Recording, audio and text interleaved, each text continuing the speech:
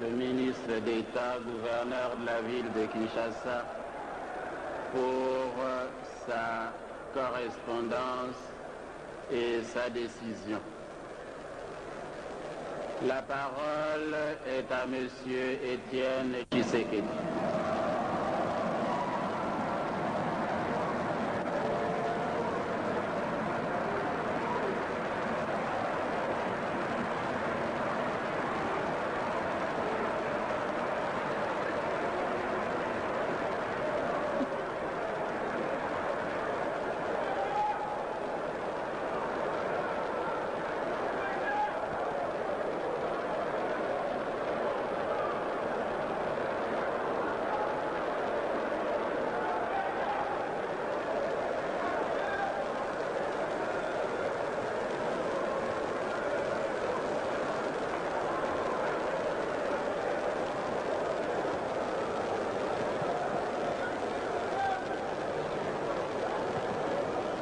Monseigneur le Président, honorables conférenciers et chers collègues, nous voici enfin sur le point de poser notre premier acte de démocratie et de liberté, idéaux pour lesquels des compagnons d'infortune et moi-même avons lutté et consacré toute notre vie durant ces 12 dernières années.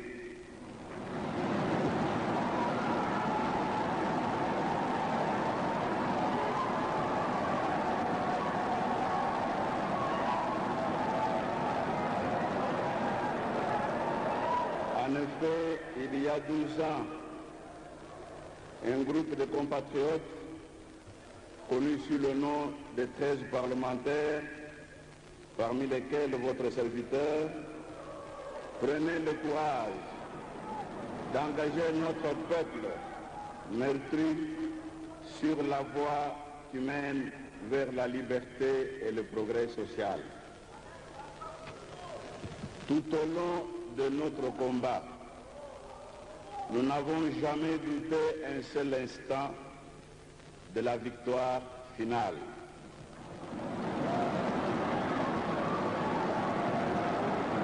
Nous n'avons jamais douté que tôt ou tard, notre peuple comprendrait le sens profond de notre démarche très périlleuse, certes, mais ô combien noble et salvatrice.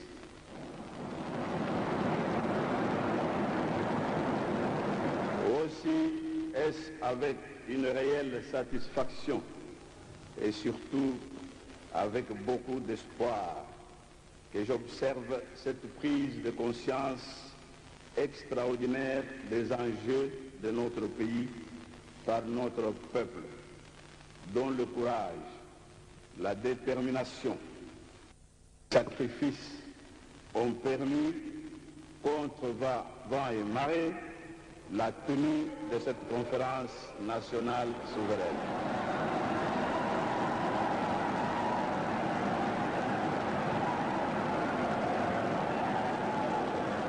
Que notre peuple trouve ici l'expression de nos chaleureuses et sincères félicitations. Et c'est ici aussi, honorables conférenciers, le lieu de vous rendre un hommage mérité pour votre endurance, pour votre lucidité et pour votre grande ténacité, afin que triomphent les aspirations profondes de notre peuple au changement radical.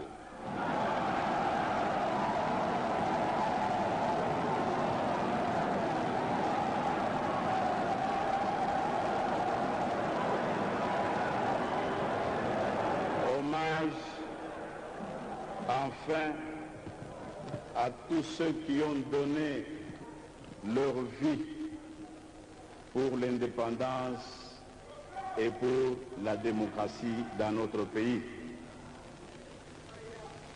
À vous tous, hommes, femmes, jeunes et vieux, qui avaient accepté de mourir et de souffrir pour notre pays, je réitère solennellement mon engagement ferme à consacrer tout le reste de ma vie à la défense de la démocratie et à l'éclosion du progrès social de notre peuple.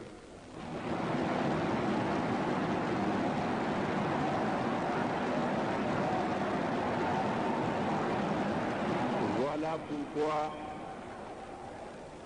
chers frères et sœurs conférenciers, poursuivant notre combat, je n'hésite pas à vous proposer mes modestes services aux lourdes charges de Premier ministre de la Transition. Cette haute fonction, je la considère comme celle d'autorité, d'impulsion et de rassemblement de toutes les filles et de tous les fils de ce pays pour relever le défi de la crise actuelle. D'abord, fonction d'autorité dans la mesure où le Premier ministre, conformément aux prérogatives à lui dévolues par l'acte portant disposition constitutionnelle et relative à la transition, est appelé à décider des grandes orientations de l'action gouvernementale, à assurer l'unité administrative et politique du gouvernement par les instructions et directives qu'il donnera au ministre et à faire exécuter les décisions de la Conférence nationale souveraine ainsi que les lois de la République. C'est au Premier ministre qu'il appartiendra d'arbitrer les conflits d'attribution et de toute autre nature entre les membres du gouvernement. Il devra veiller aussi à l'exécution par eux des décisions prises par le Conseil de ministres. Ensuite, fonction d'impulsion, car le Premier ministre de la Transition prendra et fera prendre toutes les initiatives susceptibles de permettre au gouvernement d'atteindre les objectifs à lui assignés par la Conférence nationale souveraine dans le domaine politique, économique, social et culturel.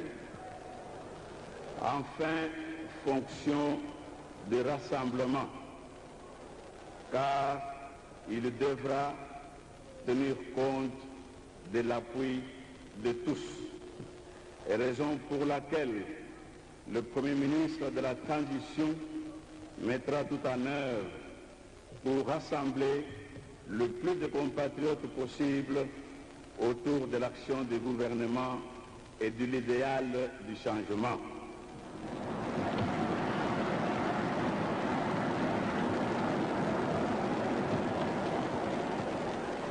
Peut-il d'ailleurs en être autrement alors que l'un des objectifs majeurs de la Conférence nationale souveraine est justement la réconciliation nationale.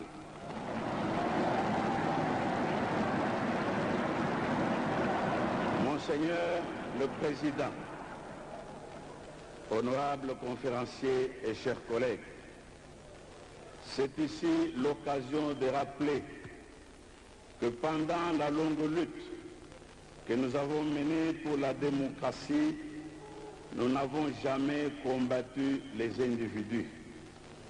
Nous nous sommes insurgés contre un système qui a avili notre peuple et qui a fait la honte de notre pays en ce XXe siècle finissant.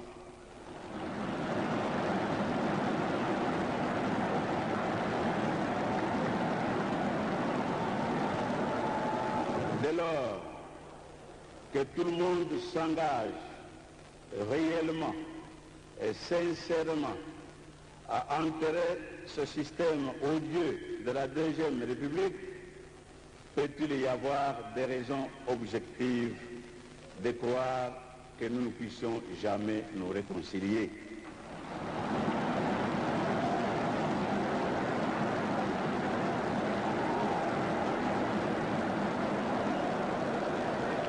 Peut-être devons-nous tout simplement préciser que la réconciliation ne signifie pas la compromission, mais renonciation au mal et conversion au bien.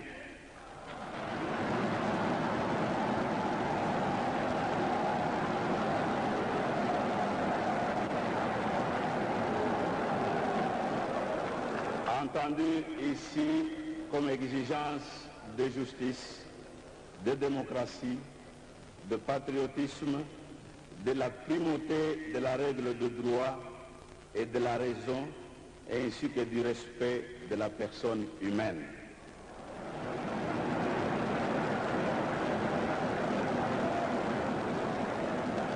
C'est dans ce sens, honorable conférencier, qu'il faut comprendre notre silence tout au long des travaux de la Conférence nationale souveraine jusqu'à ce jour.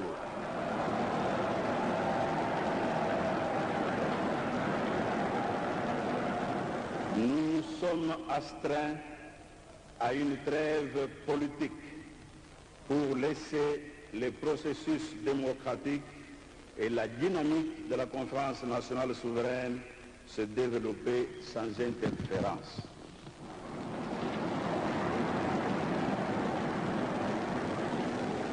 Ce faisant, nous tenons à marquer sans équivoque ni arrière-pensée notre volonté inébranlable de laisser nos concitoyens longtemps muselés s'exprimer et pas entraver la réconciliation nationale âprement désirée par tous.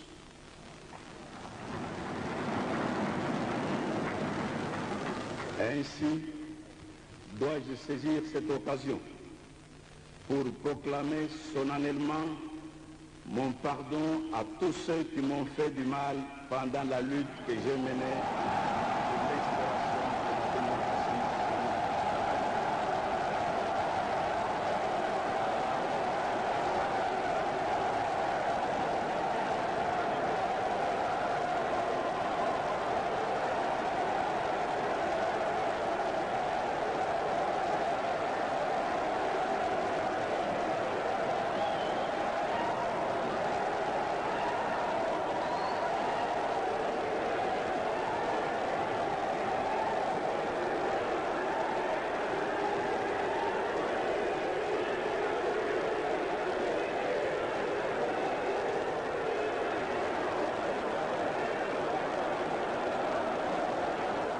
Ainsi, répétais-je,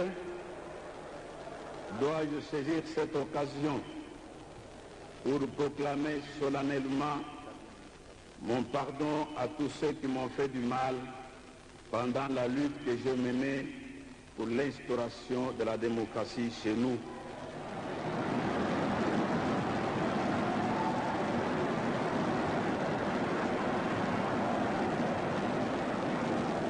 Ce pardon marque ma volonté de diriger un gouvernement qui soit celui de toutes les Zaïroises et de tous les Zaïrois.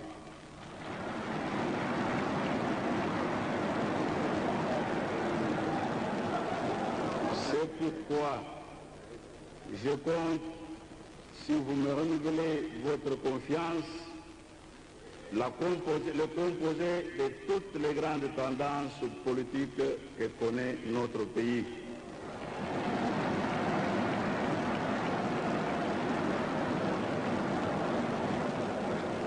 Car je suis déterminé à conduire une transition qui soit la plus pacifique possible.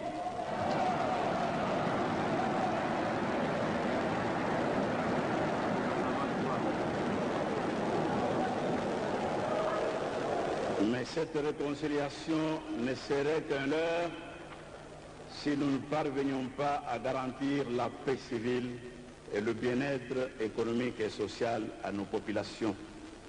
C'est pourquoi, si votre suffrage m'était acquis, le gouvernement que je formerai n'aura de cesse que d'atteindre très rapidement ses objectifs dans le cadre de la politique globale et sectorielle définie par la Conférence nationale souveraine.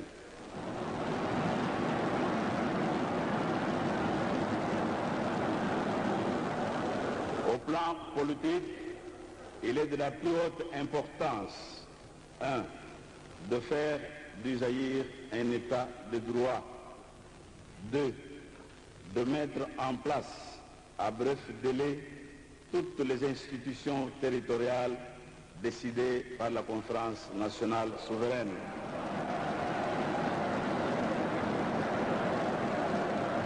3. De conduire un pacte social avec tous les partenaires concernés. 4. D'accorder les partis politiques et leurs leaders sur un code d'éthique minimum à observer dans leurs activités.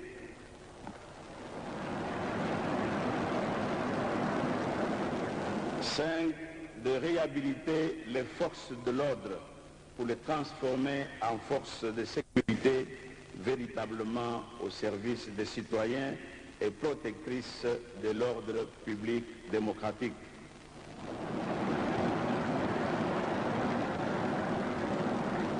6. D'assurer partout le respect des droits de l'homme et le rétablissement dans leurs droits des personnes en ayant été privées. En matière de relations extérieures, le gouvernement de transition attachera le plus grand prix à relancer de toute urgence la coopération avec nos partenaires bilatéraux et multilatéraux.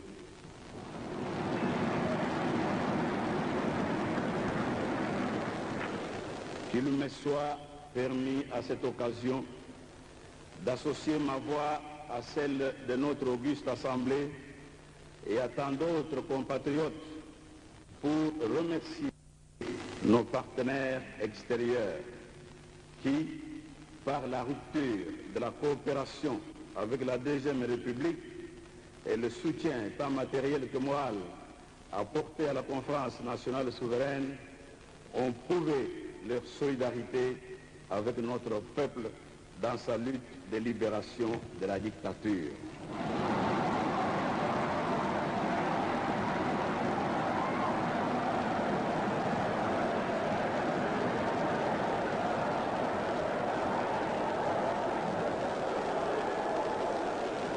Qu'ils sachent que notre victoire sera la leur, car c'est seulement quand nous aurons été libérés des pesanteurs de l'autocratie, quand nous aurons été mis dans des conditions où chacun peut donner le meilleur de lui-même, que nous serons de véritables partenaires pour eux et non une charge encombrante.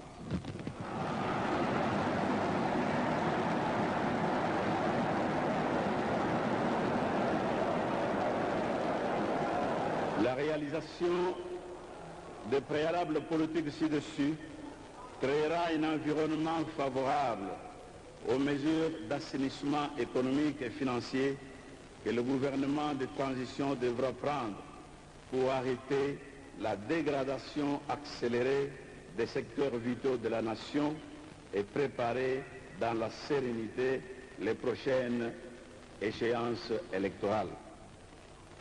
Au plan économique, sans préjudice des décisions de la Conférence nationale souveraine, l'urgence sera de mettre fin à l'hémorragie financière, de ramener les dépenses publiques à un niveau compatible avec les ressources réelles de l'État et de reprendre les négociations avec la Banque mondiale et le Fonds monétaire international.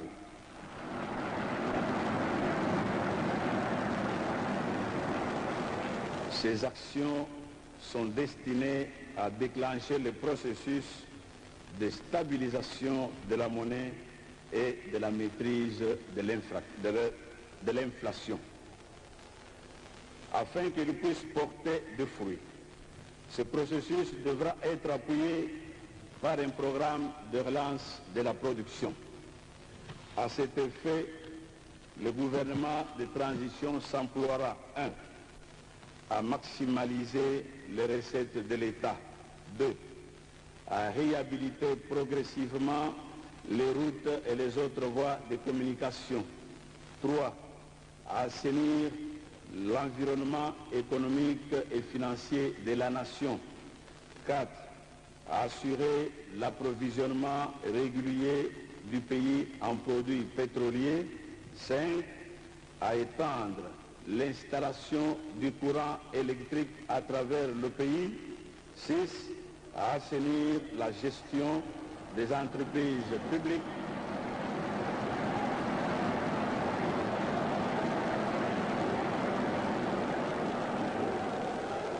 6. À assainir la gestion des entreprises publiques et celle du portefeuille de l'État de manière à accroître leur contribution à la relance de l'économie. Au plan social, les priorités seront les suivantes. 1. La reprise de la vie académique normale au sein des universités et des instituts supérieurs.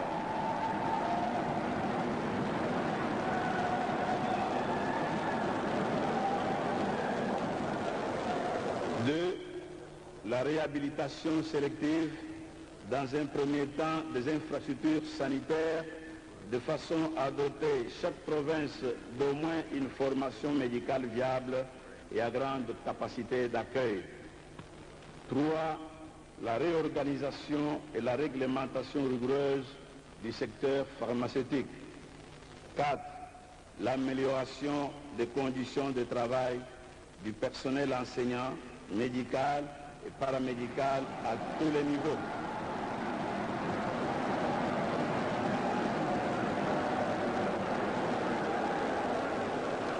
Et 5. La définition d'une politique salariale juste et décente.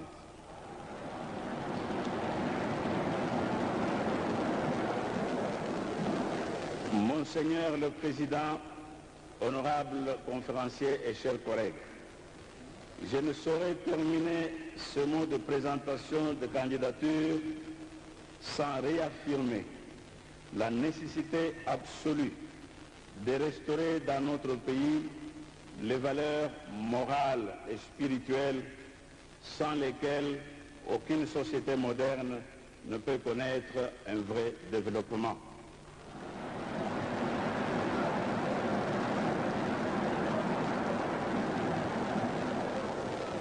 Aussi, le gouvernement de transition fera-t-il tout ce qui est dans son pouvoir pour mener une lutte acharnée contre les antivaleurs sur lesquelles la Deuxième République était fondée.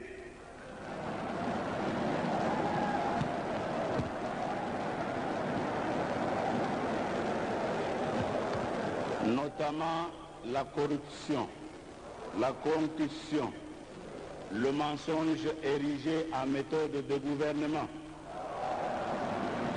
la cupidité, le gain facile, l'égoïsme, le matérialisme et j'en passe.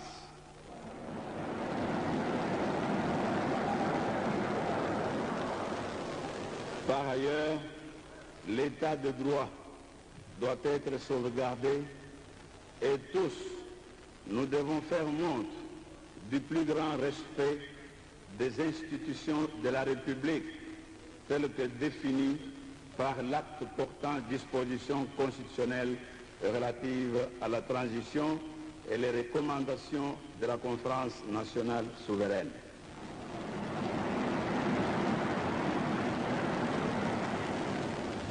Car dorénavant, cet acte et ces recommandations constitueront le socle de tout l'édifice de la transition.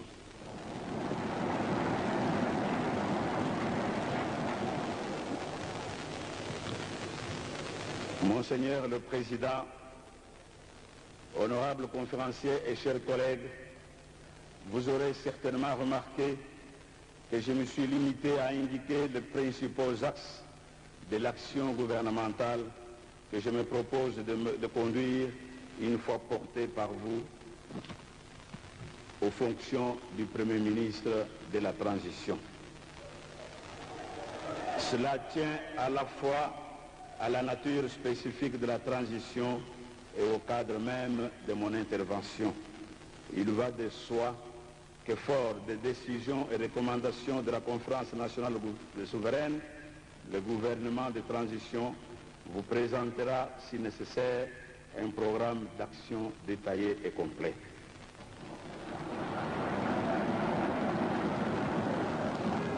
Enfin, m'adressant à notre peuple, il n'est pas nécessaire de rappeler que le gouvernement de transition n'opérera pas de miracle pour répondre du jour au lendemain à votre attente immédiate.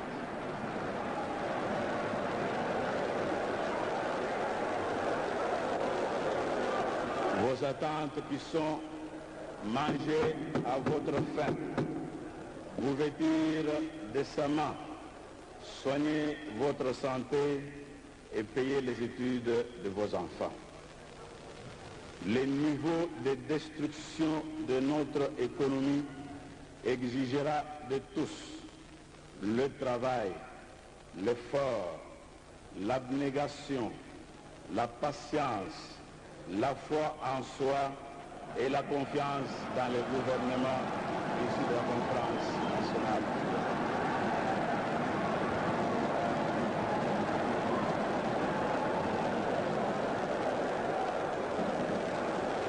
Mais, chers compatriotes, vous pouvez envisager l'avenir avec sourire et optimisme, car le gouvernement que j'aurai l'honneur de diriger, si vous en décidez ainsi, sera un gouvernement totalement voué à votre service exclusif.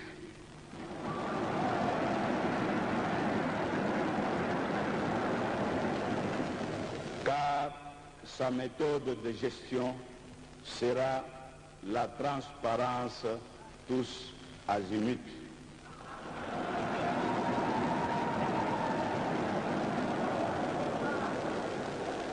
C'est ainsi que je termine. Monseigneur le Président, honorables conférenciers, chers collègues, à dire à notre peuple tout entier à son service. Merci.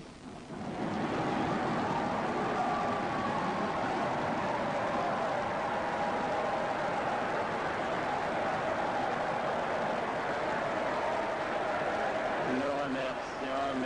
Etienne Tshisekedi pour sa déclaration.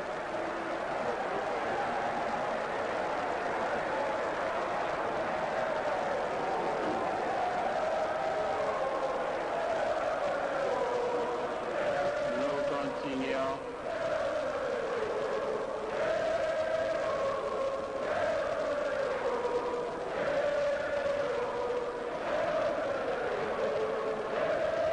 Nous continuons.